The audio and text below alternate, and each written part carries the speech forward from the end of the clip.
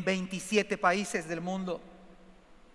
Además, ayer la Organización Mundial de la Salud confirmó el primer caso en África. Y bueno, ya hay una primera muerte en Francia, Europa. Pero hoy quisiera hablarles algo más allá de la enfermedad, más allá de la muerte. La semana pasada, acuérdense que veíamos 3 marcas de un verdadero creyente. Y un verdadero creyente es una persona que tiene un encuentro personal con Cristo. Es una persona que predica prontamente a Cristo, pero veíamos la semana pasada que es una persona que busca integrarse a la iglesia local. Hoy vamos a ver a la luz de la Biblia dos marcas más, a la luz de la Biblia, 2 marcas más de un verdadero creyente. Déjenme ir al versículo 32. Es Hechos, capítulo 9, versículo número 32. Voy a tocar 2 temas, 2 verdades muy sencillas. Voy a hacer lo que me dijo mi esposa, voy a mencionar los 2 puntos. Una vida de santidad es una marca de una persona que es creyente verdadero. Y en segundo lugar,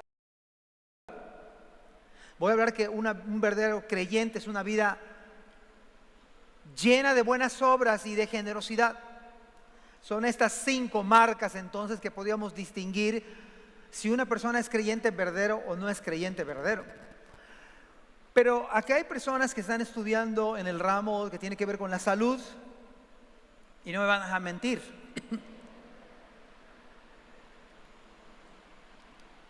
Hay unas enfermedades que son llamadas la muerte silenciosa. Bueno, acá hay un doctor frente a mí, médico. Él no me va a dejar mentir menos que nadie. Pero fíjense que la diabetes mellitus tipo 2, la que algunos de nosotros tenemos, es una enfermedad que uno no se percata. Es más, uno se siente hasta bien. Yo me acuerdo hace unos años atrás que yo me sentía así como adormilado. Después de la comida yo estaba manejando, estaba en una empresa aquí cerca y sentía como que me sentía, ya sé que necesito una Coca-Cola y un buen chocorrol congelado. Luego después que me diagnosticaron con este problema, con salud, cambiaron mi dieta así radicalmente. Entonces yo iba al gimnasio.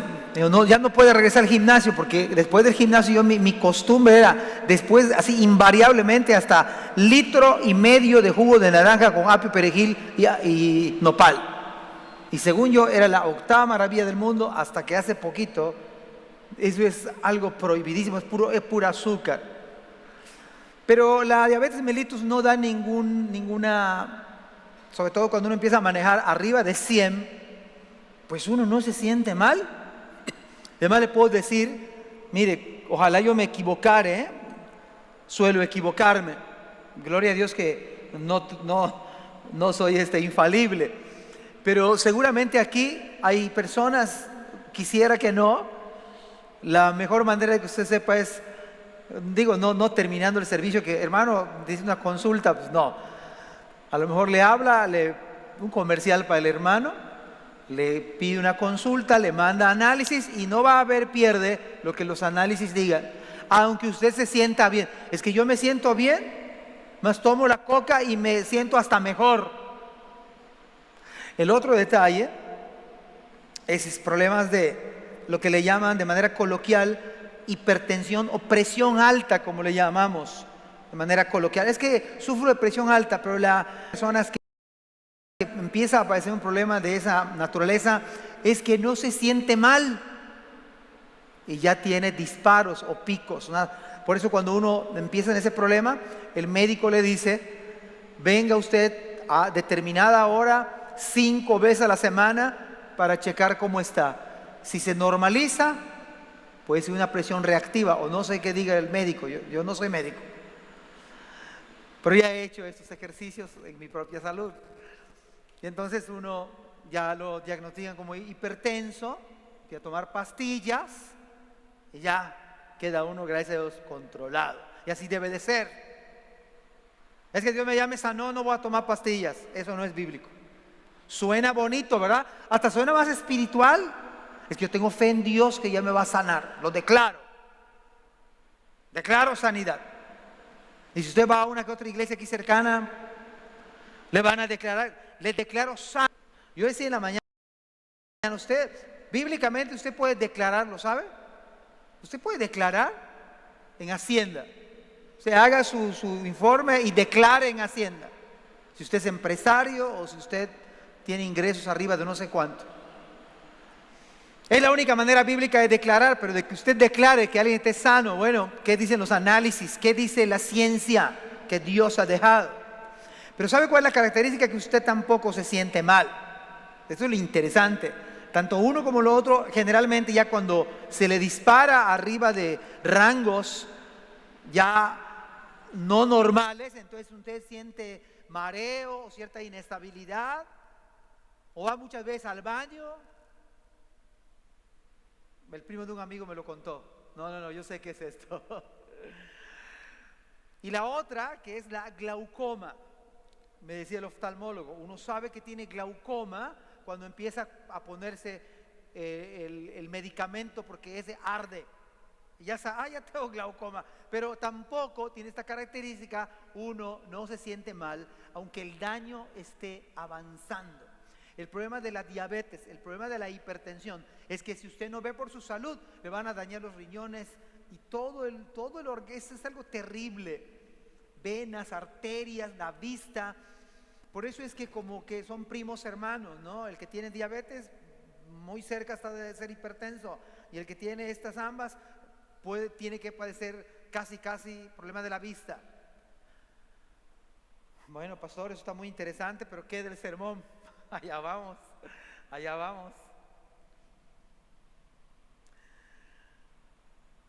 Hechos capítulo 9, y comienza de la siguiente manera. Permítame que yo se lo lea a usted.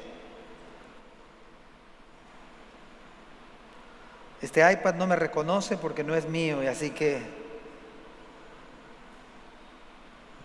pero no me puede dejar mal. Ok, den un poquito de paciencia.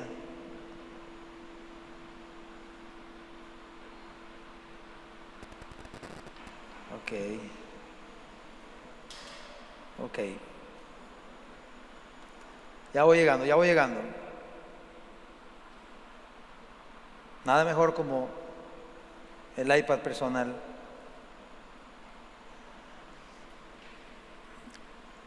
Ok, ya estamos. Hechos capítulo 9, versículo.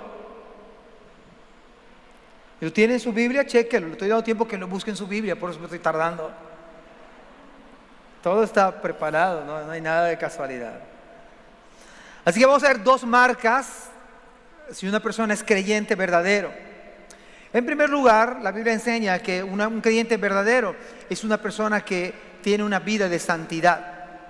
Dice la Escritura que aconteció que Pedro, visitando a todos, fíjense que este es el primer viaje registrado por Lucas el médico, de viaje misionero de Pedro. Él no está en Jerusalén, él va de Jerusalén, se va a Lida. Ahí es donde va Pedro, el apóstol Pedro. Y es uno de los viajes misioneros pastorales que va a visitar a las iglesias que están en ese lugar, en el lugar de Lida. Y resulta que allá dice que vino también a los santos que habitaban en Lida. Me llamó la atención esta ciudad, Lida, que fíjense que Lida en el día de hoy todavía se puede ubicar. Se dice que Lida en la actualidad está muy cerca, pero muy cerca de lo que es Jope. Está a 17 kilómetros cerca de Jope, pero es en Lida donde está uno de los aeropuertos más seguros del mundo. Es uno de los aeropuertos más importantes, cerca precisamente donde Pedro fue a visitar a todos los santos. En eso, todos los santos, por si alguno tiene algún tipo de duda, los santos son los creyentes verdaderos. No fue a ver a San Martín de Porres, no fue a ver al Sagrado Corazón de Jesús, no fue a ver al Santo Niño de Atocha, No, para absolutamente nada. No fue a ver a San Juan Bosco ni a San Juan Bautista. No tiene nada que ver con nosotros. Los santos en la Biblia son creyentes verdaderos. Son personas, por eso es una marca. Si usted dice ser creyente verdadero, usted es una persona santa. Y usted va a querer ser santo. Esto es como lo que pretendo hacer el día de hoy es como unos análisis. No es cómo se sienta usted, porque hay a lo mejor alguien que me diga, pastor, es que yo me siento cristiano. Fabuloso. Es que yo siento que estoy bien. Excelente. O sea, no es una cuestión de sentimientos. Acuérdense de las enfermedades que yo mencioné. Uno se siente bien, no quiere decir que esté bien. Uno puede sentir que es cristiano. Es que yo lo siento algo. ¿Qué siente? Ahora vamos a ver a la luz de la Biblia si lo que usted siente va de acuerdo con lo que es a la luz de la Biblia. En primer lugar, una persona que es un verdadero creyente es una persona santa. ¿Qué hace un santo? Un santo no es el que está en un nicho, en una iglesia determinada y al cual la gente se le persigna o se le besa su manto. Eso no es un santo, esa es una imagen, esa es una escultura, no es un santo. Santo, a la luz de la Biblia, su definición es una persona que está apartado del pecado y está apartado para Dios. Eso es un santo a la luz de la Biblia. Mire, Romanos capítulo 15, versículo 26. Abra su Biblia, chéquelo allá. Romanos capítulo 15, verso 26. ¿Cuántos traen Biblia en esta iglesia? Ok, perfecto. Entonces búsquelo en su Biblia. Dice la Biblia, porque Macedonia y Acaya tuvieron a bien hacer una ofrenda para los pobres que hay entre ¿dónde? ¿Entre quiénes? Entre los santos que están en Jerusalén. O sea que los santos, los creyentes, hay pobres, son personas, son hermanos. Entonces las iglesias de Macedonia y Acaya hicieron una ofrenda para esos pobres santos. Un santo es un creyente. O sea que puede haber aquí gente que es creyente, es santa, pero puede ser pobre. Un santo entonces es una persona que ve la necesidad de otros santos primeramente. Si usted es un creyente verdadero, usted va a ver la necesidad de otros creyentes. ¿Ve usted? Esto es un análisis. ¿Ve usted la necesidad de otros creyentes económicamente hablando? ¿O solamente está pensando en su prosperidad material? Estos no son así. Un santo además está vivo, no está muerto. Un santo no lo canonizan después. El santo es un creyente verdadero. 1 Corintios 1:2. A la iglesia de Dios que está ¿dónde? 1 Corintios 1:2. A la iglesia de Dios que está en Corinto. A los santificados, ¿en quién? Un creyente verdadero es una persona santificado en Cristo Jesús. Una persona que se ha apartado del mal y se ha apartado para Dios. Ese es un santo. Y es en Cristo Jesús. Llamados a ser santos con todos los que en cualquier lugar invocan el nombre de nuestro Señor Jesucristo, Señor de ellos y nuestro. Un santo además es una persona que ora. ¿Usted ora al Señor? Una de las características de Saulo en su conversión, que se le dijo a Ananías, ve con Saulo porque él ¿qué? ¿Se acuerdan? Él ora. Usted, si es creyente, ¿usted ora al Señor? ¿Está orándole al Señor? Es como que usted vea su vida. ¿Está usted en oración? ¿Vino antes de venir a la iglesia? ¿Usted oró por la escuela dominical donde iba a aprender? ¿Oró por su maestro de escuela dominical que Dios le dé sabiduría? ¿Oró por el predicador que se va a parar aquí? ¿Está orando ahorita para que Dios le hable como la oración del hermano Horacio dijo? ¿Oró usted anoche por el culto de hoy?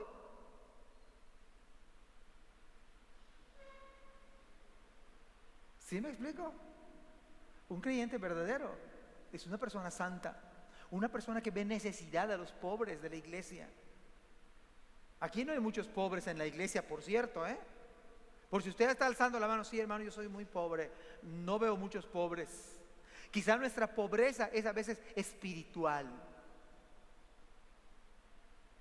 No estoy diciendo que no hay pobres, pero no hay muchos pobres entre nosotros. Más puro hermano fresa veo acá en la iglesia. Puro acaudalado estoy viendo. Ovejas gordas, lanudas. Ojalá que eso sea espiritual, ¿no? Pero ¿qué más hace un santo? 2 Corintios capítulo 1, versículo 1. Aquí estamos como en el laboratorio. Estamos viendo los rangos. ¿Usted ora al Señor? ¿Usted ve la necesidad de los pobres en la iglesia? ¿De los más necesitados?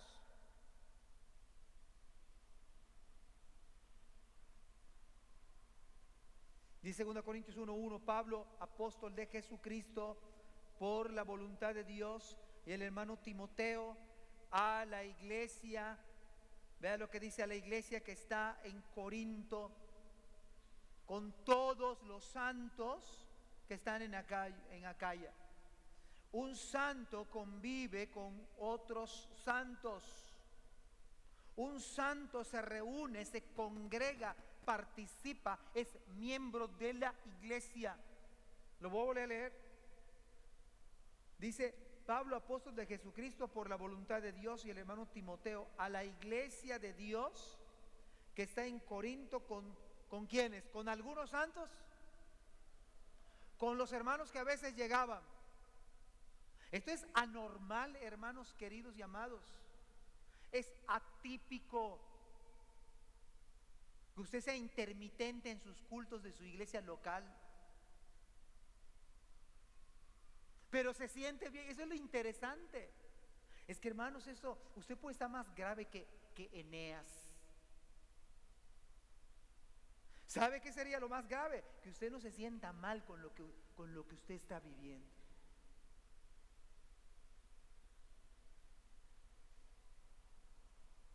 A mí no me afecta no venir a la escuela dominical. ¿No le afecta no venir a la escuela dominical?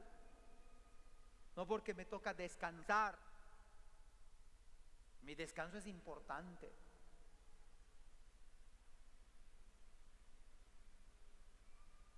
A mí no me afecta venir con los jóvenes de la iglesia, son puros chiquitos. ¿De veras? ¿Y qué hace los sábados? ¿Noviar? Ayuda bastante eso. Ir al cine, ¿cómo está aprovechando el tiempo los jóvenes? Quedarse en casa a ver la televisión por cable es una cosa grandiosa para nuestra vida espiritual. Miren, jóvenes, me pueden escribir un libro, 1000 razones para no venir al ministerio juvenil. Es válido, pero no es bíblico. Porque yo veo a la luz de la Biblia que los santos estaban con todos los santos. Pero usted se siente bien, eso es lo grave. Que usted se sienta bien. Es peor que Eneas. Más grave que Eneas, que estaba paralítico y que los últimos 8 años se empezó a agravar a tal grado que no se podía ni mover.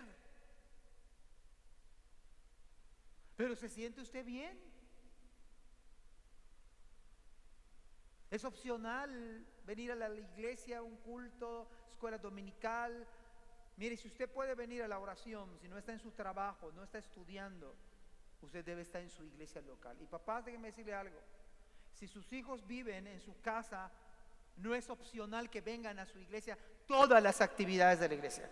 Juvenil, ¿sabe? Y le voy a advertir algo. Las hermanas están tramando algo perjuicioso para su crecimiento espiritual. Van a empezar a discipular a las hermanas. Eso le va a afectar mucho en su agenda. No va a ver su novela de las 7 de la noche en TV Azteca. Va a perder mucho. Grave eso. Eso es grave. Eso le puede afectar muchísimo.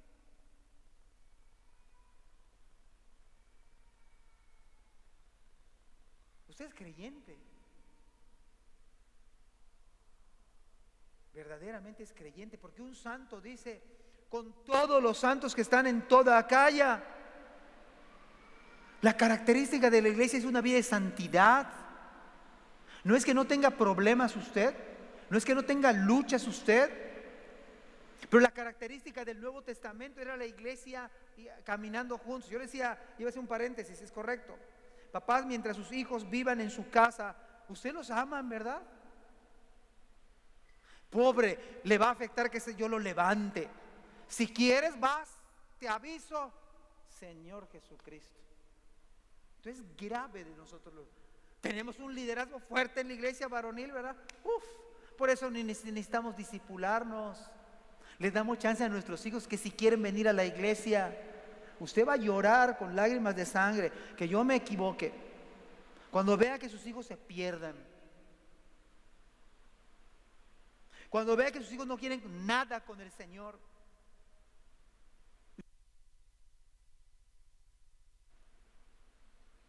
Usted tiene culpa, está en su casa y le da la opción de no venir, no mandarlo a los jóvenes. Y su esposa no se sabe si se va a discipular.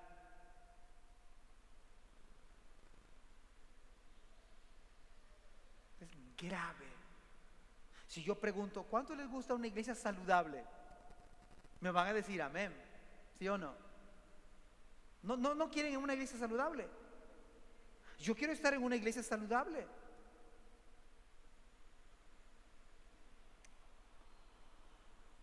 Hipotéticamente hablando, ¿qué sucedería si yo, por medio de anoche que estaba yo consultando el coronavirus, hay una versión como contagiarse de coronavirus por medio de internet, y yo no lo sabía y me contagié ahora?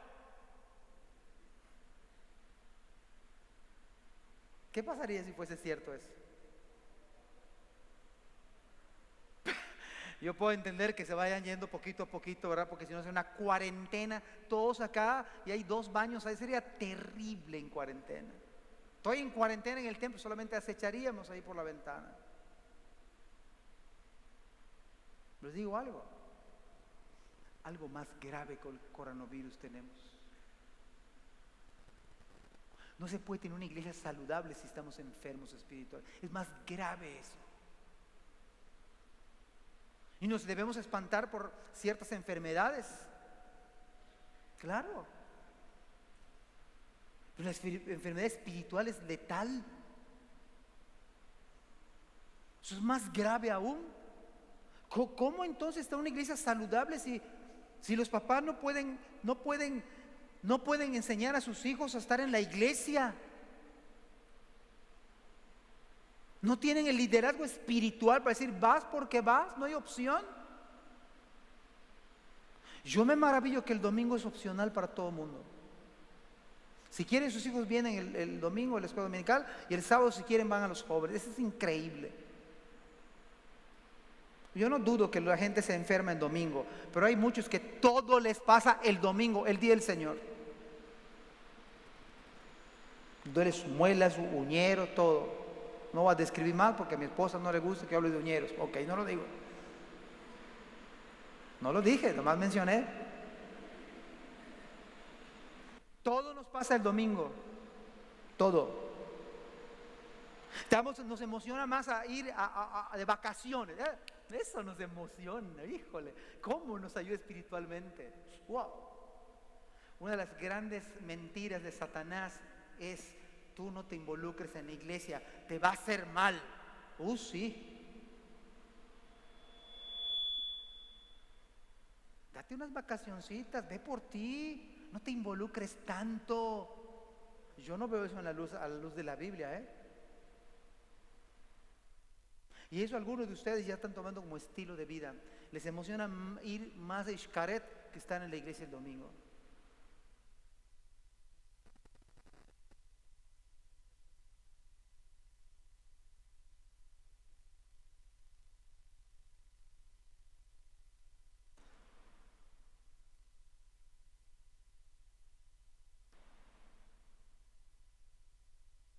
Lo que más dice la Biblia.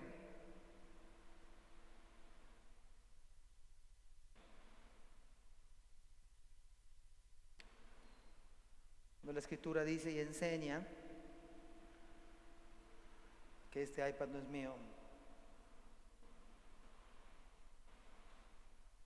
Ahí va, ahí va. Dame paciencia, por favor. Solamente estamos con un versículo.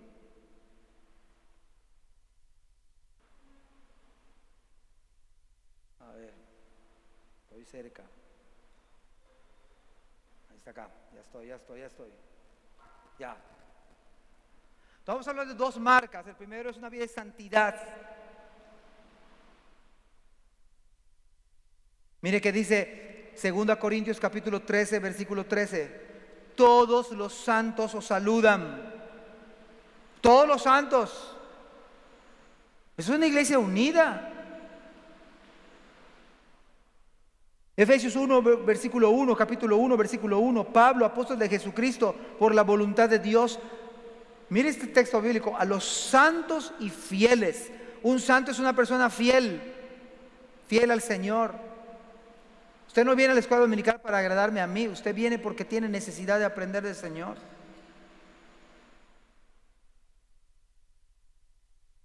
Usted no se le olvida la Santa Cena de su iglesia porque es una prioridad. Efesios 1:4, según nos escogió en Él antes de la fundación del mundo, para que fuésemos santos y sin mancha. Un santo, un creyente verdadero va a buscar santidad.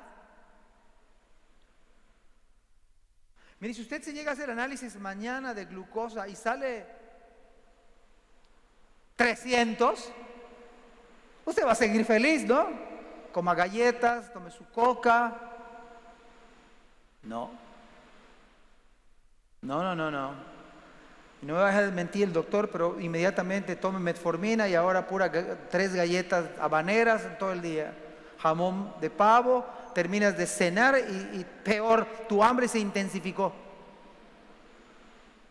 Es la dieta de hambre, 2000 calorías.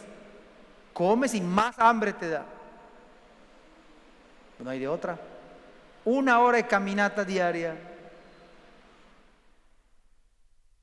Mire, dice el versículo 33 y 34.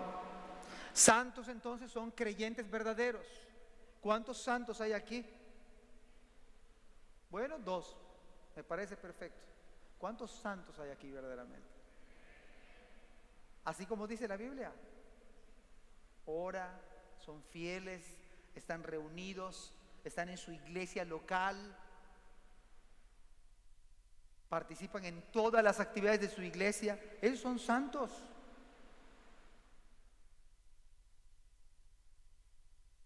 Dice la escritura entonces, halló allí a uno que, y fíjese que cómo hace la diferencia. Eneas no era creyente, porque va a visitar a los creyentes, a los santos, y dice, y halló allí a uno que se llamaba Eneas. No dijo este otro hermano, no un santo más, sino a uno. Hace la diferencia el autor. Que hacía 8 años que estaba en cama, pues era paralítico. O sea que los últimos 8 años se había agravado el hermano. Su salud se había quebrantado. Ya estaba postrado, ya no podía hacer nada. Además que era paralítico. Versículo 34, y le dijo Pedro, Eneas, Jesucristo te sana, levántate y haz tu cama. Y tardaron 8 meses pensándolo, dice la Biblia. Y después de 8 meses se levantó. ¿No así dice su Biblia? No, la Biblia dice, y enseguida se levantó. Mi gran esperanza esta mañana, mis queridos hermanos, es que nos demos cuenta cuán graves estamos. Cuán gran equivocados están papás, jóvenes, matrimonios, en la vida espiritual que ustedes conciben. Y que ustedes puedan hacer en el nombre de Cristo, que pueda hacer un milagro aún mayor, porque voy a decirles algo, si el Señor nos sana, lo puede hacer cuando Él lo quiera hacer, como Él lo quiera hacer. Pero si no nos sana, eso no es ningún problema, porque Dios es soberano. No depende que yo declare sanidad, eso no está en la Biblia. Además, no se hizo en un culto de la iglesia. Además, era un tiempo de transición. La palabra de los apóstoles tenía que ser avalada por medio de milagros. Ahora tenemos toda la escritura, toda la palabra completa, de Génesis hasta Apocalipsis. Hay ideas equivocadas, ¿eh? Algunos piensan, Dios me va a sanar, voy a dejar de medicarme. Además, si Dios quiere, me voy a morir. Eso no es bíblico. Si hubiera sido así, hubiera dicho, no, pues ya me acostumbré aquí, no me voy a levantar. Se levantó inmediatamente.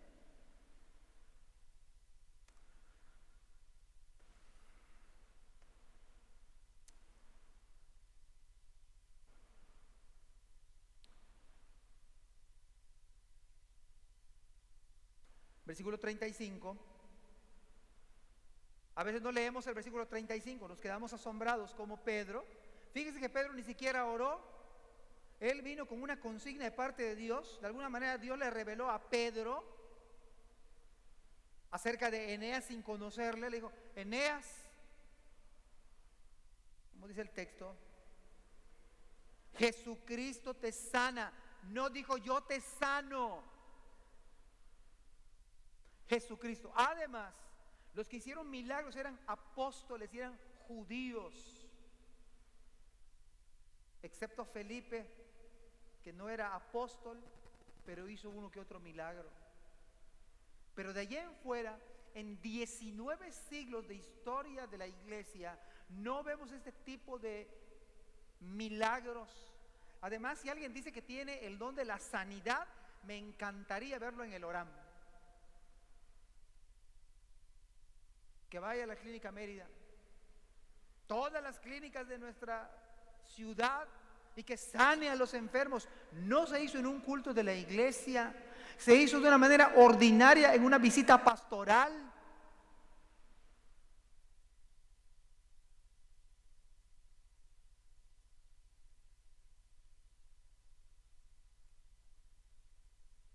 Y el versículo 35 es aún más glorioso que el versículo anterior, porque dice la Biblia que le vieron todos los que habitaban en Lida y en Sarón, los cuales,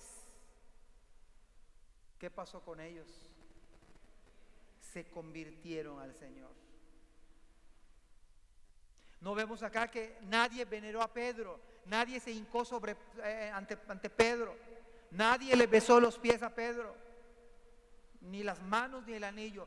Además, Pedro, Jesucristo te sana, Eneas. No es asunto mío, es de Cristo. El resultado, muchos se convirtieron. Los milagros de esta naturaleza dieron como resultado la conversión de las personas. Pero déjeme decirle algo, tanto Hechos capítulo 2, la mayoría de los milagros se hace ante los incrédulos, no en un culto de la iglesia local, no en un culto de sanidad.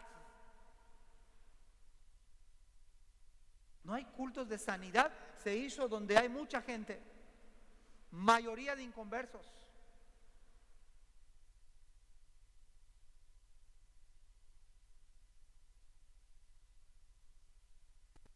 Dios es soberano, utiliza medios para salvar a los suyos.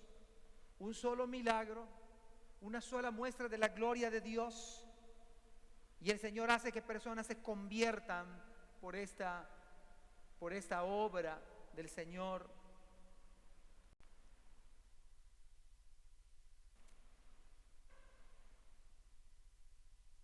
Uno de los propósitos de este tipo de milagros es para que la gente se convirtiera. En el caso de Jonás no hubo ningún milagro, Jonás predicó.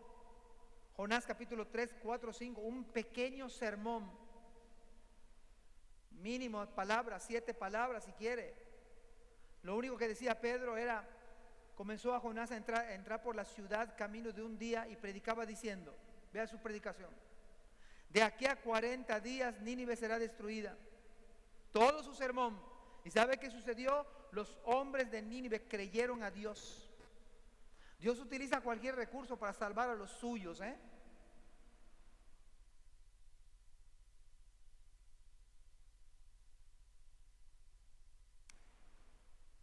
No siempre que ocurren milagros, la gente cree. No siempre. Hablo del Nuevo Testamento, cuando ha ocurrido. ¿Usted se acuerda de Nicodemo, aquel erudito de la escritura que sabía de pe a pa, como se dice coloquialmente, pero no había nacido de nuevo, no había entendido el evangelio? Dice Juan capítulo 3 versículo 2 que vino a Jesús de noche. Le pudo decir: Rabí, maestro, sabemos que has venido de Dios como maestro, porque nadie puede hacer estas señales que tú haces si no está Dios con él. Nicodemo reconoció que el Señor era un enviado de parte de Dios, vio las señales que había hecho Cristo o las escuchó, pero no era creyente en ese momento. Juan capítulo 4 versículo 48, Juan capítulo 4 versículo 48 dice: entonces Jesús les dijo: si no vieres señales y prodigios no creeréis. Más bien es un reproche. Dice: Señor, si no vieras lo que yo estoy haciendo, no creerías. Capítulo 6 de Juan, versículo número 2. ¿Por qué la gente seguía al Señor? Yo me pregunto, ¿cuál sería el motivo por el cual tú estás acá en la iglesia hoy? ¿Es tu motivo el Señor? ¿O tienes otras motivaciones? Dice la Biblia: y le seguía gran multitud. ¿Porque qué? Porque veían las señales que hacían ¿quiénes? Pero no le seguían a Cristo, le seguían porque obtenían beneficios de Él.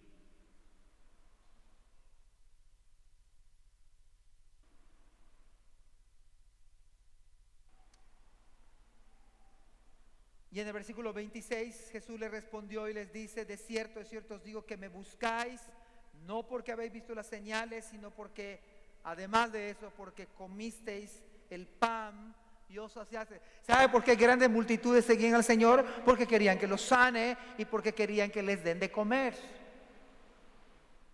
¿Tú eres un creyente verdadero? ¿Vienes a la iglesia por buscar santidad? ¿Has entendido lo que es ser un creyente verdadero? Juan capítulo 12 versículo 37 dice: pero a pesar de que había hecho tantas señales delante de ellos, no creían en él.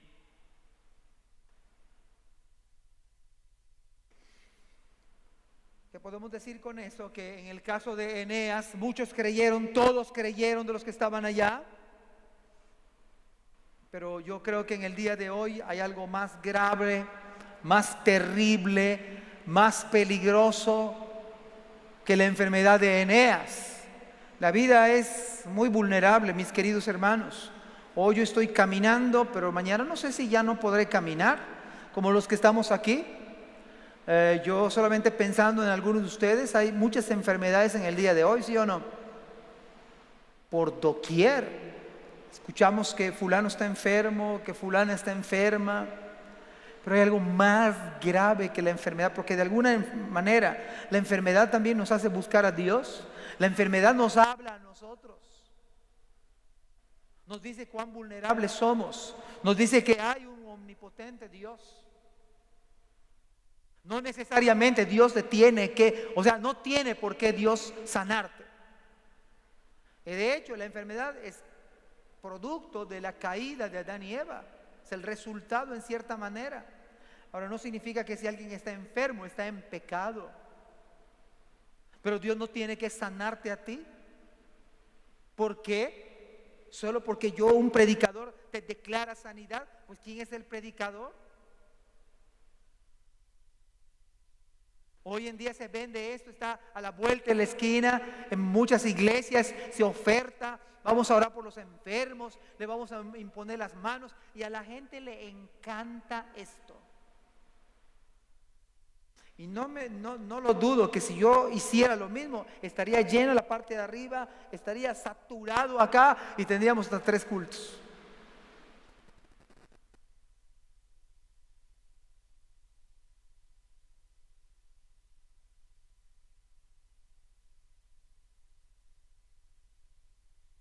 Se me hace que hay algo más grave que la enfermedad de Eneas.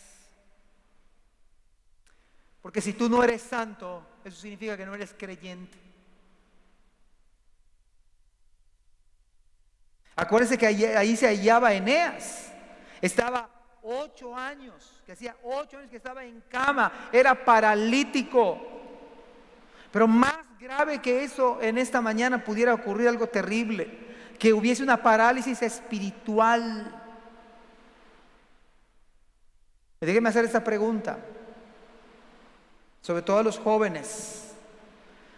¿Cuántos jóvenes vendrían a la iglesia sin que sus padres estuviesen detrás de ellos?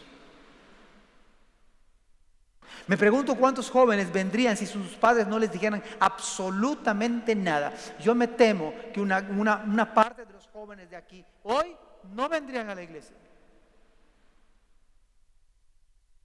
Pero sí se van a otras fiestas y se las ingenian para los permisos. ¿Cómo le hacen? Quizá no eres creyente.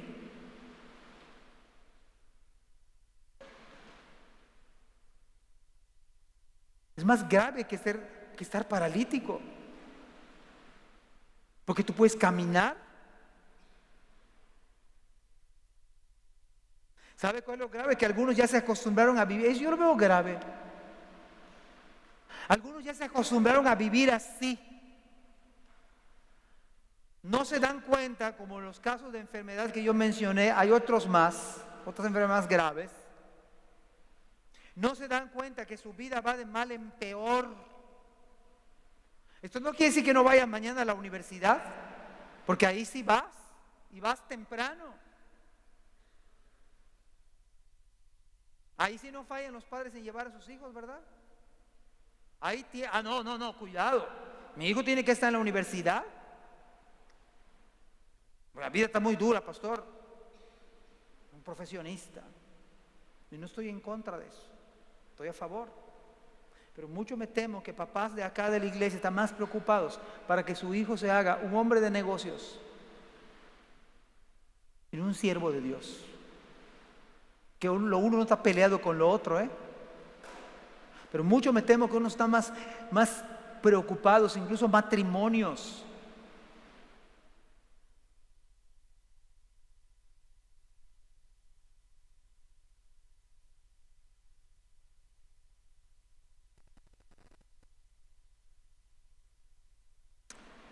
¿Sabe cuál es lo grave esta mañana? Que tú te estás perdiendo, joven que me escuchas.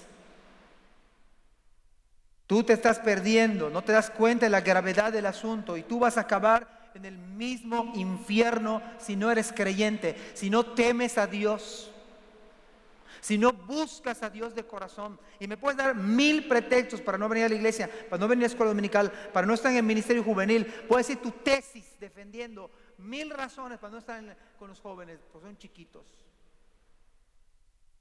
Pero tú te estás condenando y no te arrepientes. No das muestra, no das evidencia de que eres creyente. Si no te traen tus papás, tú no vienes. Y papás que me escuchen, no es opción que si tu hijo vive en casa, no es opción que venga o no venga.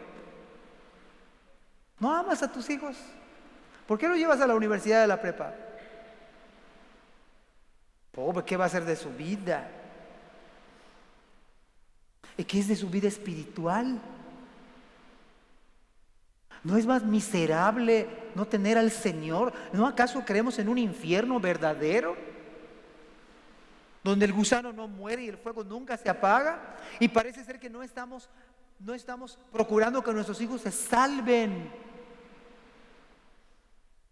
Les damos la opción A y B cuando es una sola opción. Yo quiero ser una iglesia saludable. Yo quiero que ustedes y yo seamos saludables espiritualmente.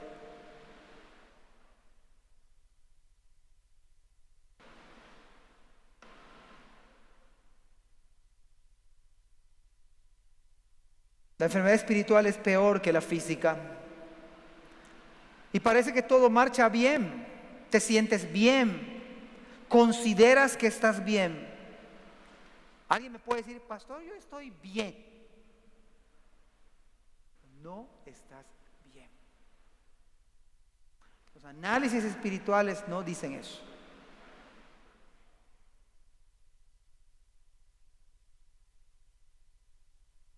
Es un engaño espiritual. Puede ser que no tengas ningún síntoma, pero eso no es conveniente para tu alma. Aquí nadie gana, todo es pérdida, todo es fracaso. Decía Asaf, uno de los que escriben, él es el que escribe el Salmo 73. Asaf decía: en cuanto a mí, casi se deslizaron mis pies, por poco resbalaron mis pasos. Verso 3 del Salmo 73. Y eso téngalo en cuenta, porque tuve envidia de los arrogantes, viendo la prosperidad de los impíos. Usted puede ver que una persona que no esto que estoy predicando es otra vez el mismo tema, es aburrido, pastor ya lo dijo una vez. Y aquel joven o aquel hermano que no lo toma en cuenta, le va mejor. Yo he escuchado esto terrible, la gente piensa que si te consagras a Dios te empieza a ir mal. Te empezaste a involucrar en la iglesia y ve, más problemas tenemos. Eso es al revés, eso es diabólico. He escuchado personas que han dicho: no lo tomes tan a pecho. Las cosas de Dios no son para, no te fanatices con eso. Vamos, pero hasta allí. Eso no es bíblico. Eso es mundano. Eso es carnal.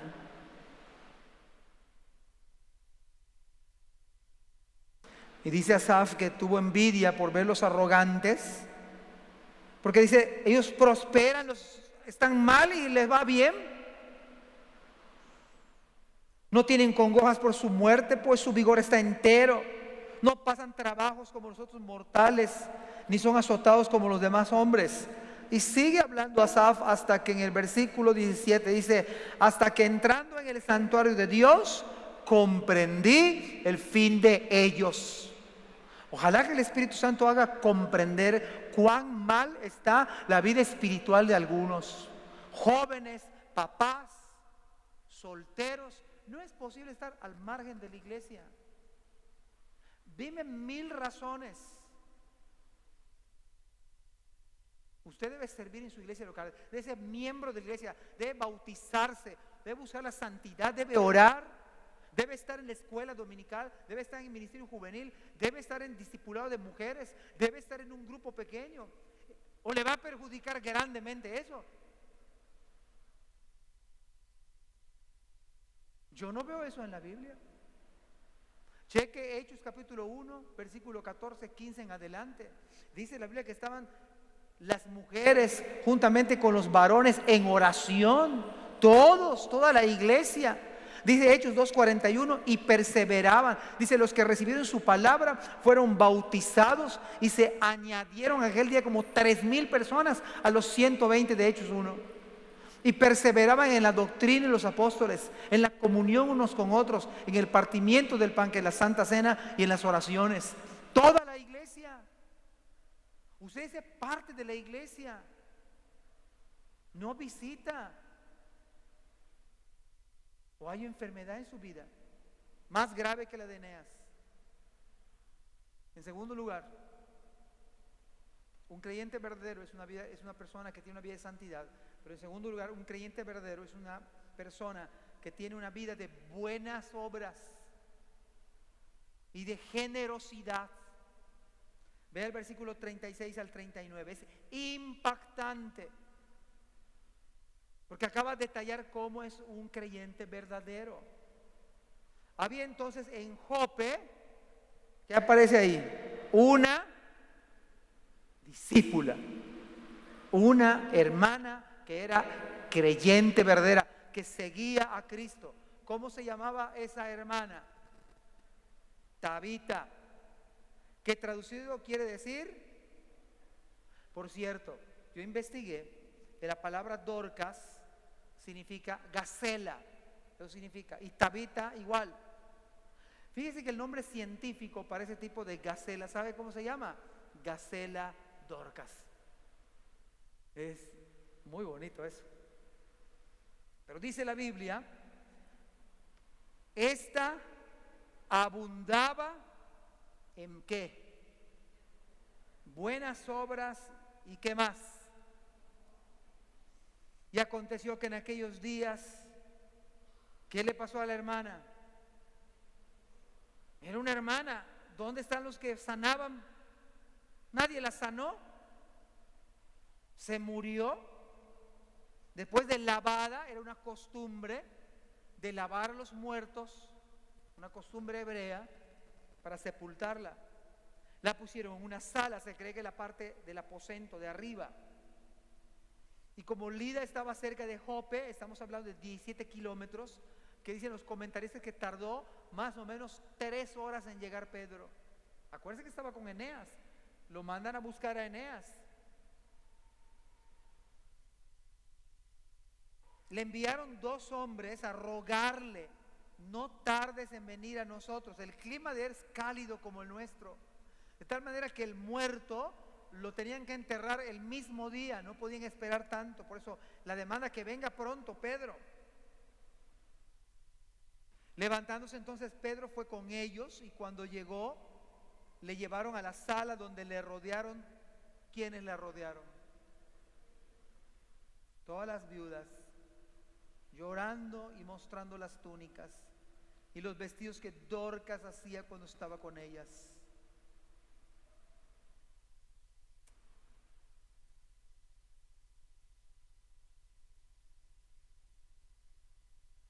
Esta es la hermana que abundaba entonces en buenas obras, que abundaba en limosnas. Resulta que la hermana que se enfermó y se murió. El que narra esta historia es un médico, por lo tanto pone esos detalles para constatar que verdaderamente se murió, no se desmayó. Se murió literalmente. Ahora, ¿qué más? Esta hermana estaba sirviendo a Cristo. Esta hermana estaba haciendo de bendición a otras hermanas, especialmente las viudas, a todas las hermanas. Era una hermana que también sabía de negocio, y era como Proverbios 31, que dice la mujer, era una mujer virtuosa, era una creyente.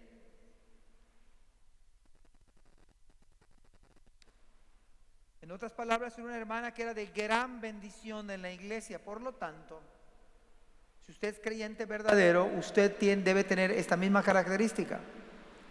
Usted debe ser una persona de buenas obras y una persona generosa. Ahora, déjeme aclarar: un creyente verdadero hace buenas obras no para ser creyente, sino porque es creyente.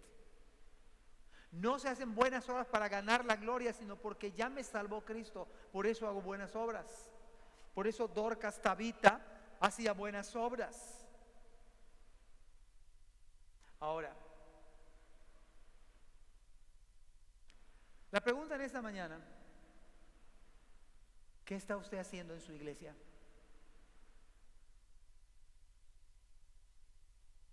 ¿Solo viene los domingos? ¿Qué más? Y además llega tarde.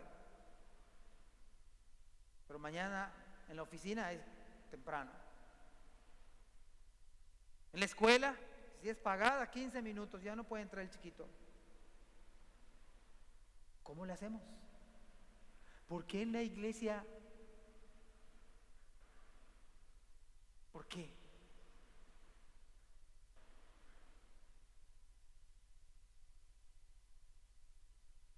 Hermano, lo único que hacía Tabita es que era discípula de Cristo. Tabita estaba imitando a Cristo. Según 1 Juan 2:6 dice: el que dice que permanece en Él debe andar como qué. Yo les hago una pregunta con todo propósito: ¿cuántos en esta mañana dicen que permanecen en Cristo? Una. ¿Y los demás no permanecen en Cristo? Lo vuelvo a repetir: ¿cuántos decimos que permanecemos en Él? Pues le dice la Biblia: el que dice que permanece en Él. ¿Usted cree que Cristo se faltaba a los cultos de su iglesia? Y que de joven y niño no iba a la iglesia porque estaba muy cansado.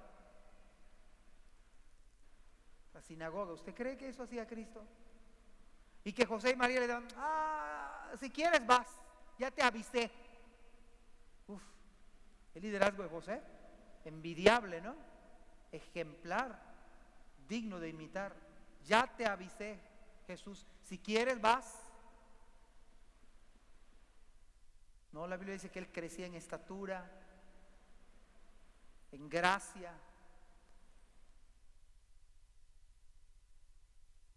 Tenemos que advertir, Tito capítulo 1, versículo 16, profesan conocer a Dios, dicen conocer a Dios, pero con los hechos, ponga atención con esto, pero con los hechos lo niegan.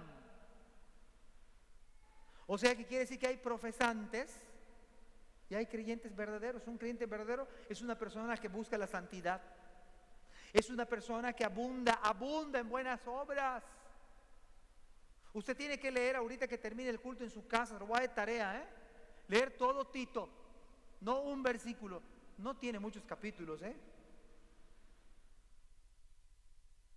termine de comer, duerma un rato, es el día del Señor, y agarre y lea ese Tito. Pero por si le voy a dar una introducción. Dice que profesan conocer a Dios, pero con sus hechos lo niegan, siendo abominables y rebeldes. Parece ser que esto va de la mano, Una persona rebelde es una persona reprobada para toda buena obra.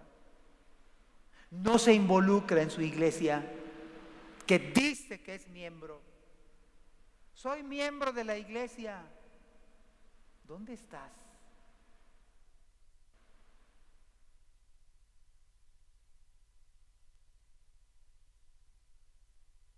Tito capítulo 2, versículo 7 dice, presentándote tú en todo como ejemplo de buenas obras, en la enseñanza mostrando integridad, seriedad.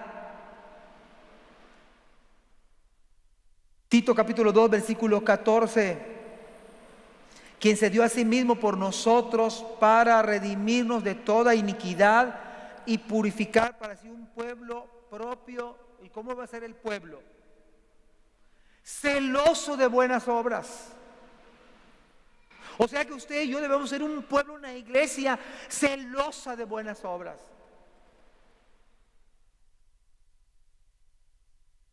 Pues el clásico usted que, a mí hasta que me digan, yo no voy a hacer el trabajo de otros.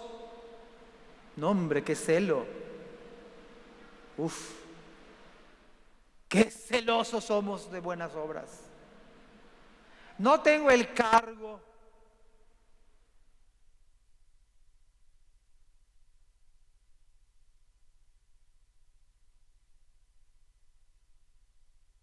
Ella no era diaconisa, hermanos, y estaba sosteniendo a las viudas de la iglesia con sus recursos. ¿Era generosa o era tacaña? Era una hermana que daba más allá de sus recursos económicos, daba su vida.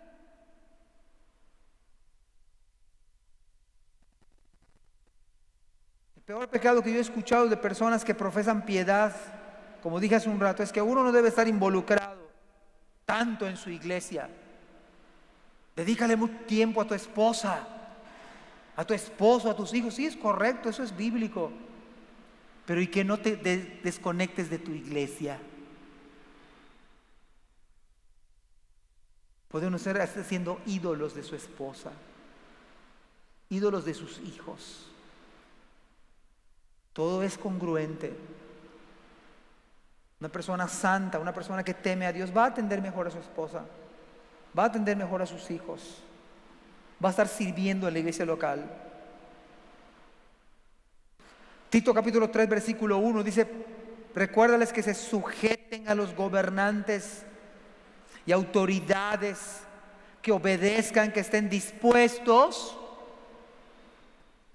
Y parece que va de la mano también esto, sujetarse, obedecer, dispuestos. O lo vimos la vez pasada. Heme aquí, Señor. Envía al hermano de al lado, ¿no? Dispuesto a toda buena obra. Pero no tenemos tiempo, ¿verdad? Muy saturados. La agenda está complicada. Eso no es bíblico, mis queridos hermanos. Cheque usted su laboratorio. ¿Está pasando usted con 100? El rango es 100, 1 al 100. Tito capítulo 3, versículo 8. Palabra fiel es esta, y estas cosas quiero que insistas con firmeza, para que los que creen en Dios, no los que no creen en Dios, procuren ocuparse ¿en qué? ¿En qué se van a ocupar? Buenas obras. Estas cosas son buenas y útiles a los hombres. Tito 3:14. Y aprendan también los nuestros a ocuparse en buenas obras para los casos de necesidad, etcétera, etcétera. Versículo 40 al 42, estamos terminando con esto. Dice la Biblia: entonces sacando a todos, Pedro saca a todos. Pedro se puso de rodillas y oró, y volviéndose al cuerpo dijo, ahí sí oró Pedro, era una hermana. En el caso de Eneas no oró. Dios le dijo de alguna manera que lo sanara, y así fue. Aquí él ora, saca a todos, muy parecido a lo que hizo Cristo en el Evangelio de Marcos con Talita, digo Talita Cumi. Aquí dice Tabita, levántate, y ella abrió los ojos, y al ver a Pedro se incorporó, y él dándole la mano la levantó. Entonces, llamando a los santos y a las viudas, la presentó viva. Y vean qué pasa en el versículo 42, al igual que Eneas. Esto fue notorio en toda Jope. ¿Y qué sucedió? Muchos creyeron en él. Hermanos, acá la grandeza no está en Eneas, no está en Dorcas. La grandeza está en el nombre de Cristo. La grandeza está que muchos se convirtieron al Señor. Hermanos, Dios va a usar esta iglesia si esta iglesia está sana. Si cada uno se arrepiente de sus pecados. Esta iglesia no va a ser sana por su doctrina solamente. No tenemos una buena teología, pero todo el mundo está mal delante de Dios. ¿Cómo es eso? Tenemos buen sentimiento. Me siento bien, pastor. Yo me siento bien. No es cosa que usted y yo nos sintamos bien. ¿Qué dice la Biblia?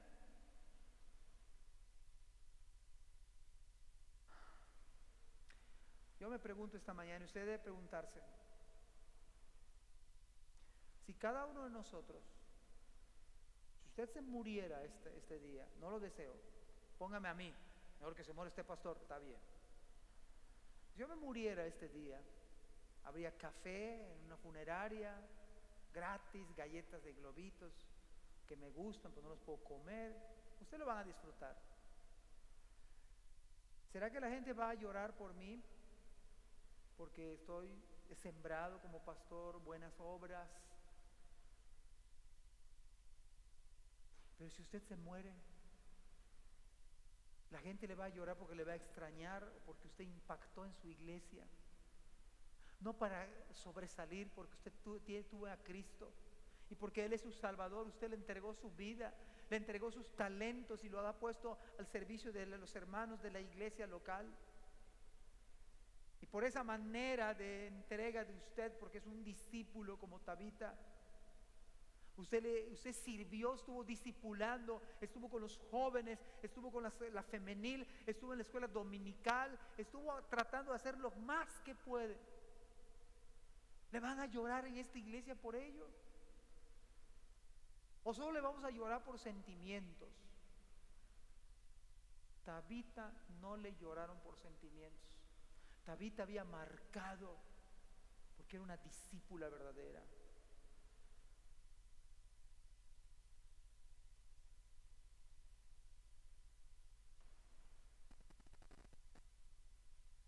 Dice Apocalipsis 3:2, yo conozco tus obras. Y oiga lo que dice la Biblia. Es grave. Este es el resultado del análisis. Yo conozco tus obras. Tú estás aquí porque no tienes otra opción. Tú estás aquí porque tus papás te dijeron que vengas. Esta veniste tarde. Yo conozco tus obras, dice el Señor. Que tienes nombre de que vives y estás muerto. Versículo 15 al 18 dice: yo conozco tus obras, que ni eres frío, oiga bien esto, ni eres frío ni caliente. Ojalá fueses frío o caliente, pero cuanto eres tibio, a tibieza espiritual. Y no frío ni caliente, te vomitaré de mi boca. Esto no es halagador. Esto no es para que usted se vaya riendo a su casa. Esto es para que usted llore delante del Señor, usted se arrepienta.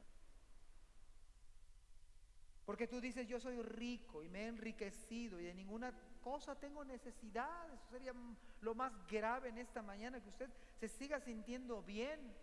Pero dice el texto bíblico: y no sabes que tú eres un desventurado, miserable, pobre, ciego y desnudo. Pero en medio de esta tormenta, en medio de este resultado, mire la gracia del Evangelio, la gracia de Cristo esta mañana. Por tanto, yo te aconsejo, de mí compres oro refinado en fuego, para que seas rico, y vestiduras blancas para vestirte, y que no se descubra la vergüenza de tu desnudez, y unge tus ojos con colirio para que veas. Quiero aferrarme al texto bíblico, y yo le pido al Señor que lo mismo que le pasó a Eneas, lo que está en Efesios capítulo 4 versículo 15, se repita acá. Despiértate tú que duermes, levántate de los muertos y te alumbrará Cristo. O que como a Eneas le dijeron: Eneas, Jesucristo te sana. Hermanos, el Señor puede sanar la enfermedad de pecado que hay en tu alma. El Señor puede hacer exactamente lo mismo con nuestras vidas. ¿Qué acaso no te das cuenta que el Señor te está hablando a ti? Sí, a ti. Te aconsejo, dice el Señor, que de mí compres oro refinado en fuego, para que realmente seas rico espiritualmente, que tengas riqueza espiritual. ¿No sabes que eres un desventurado, miserable?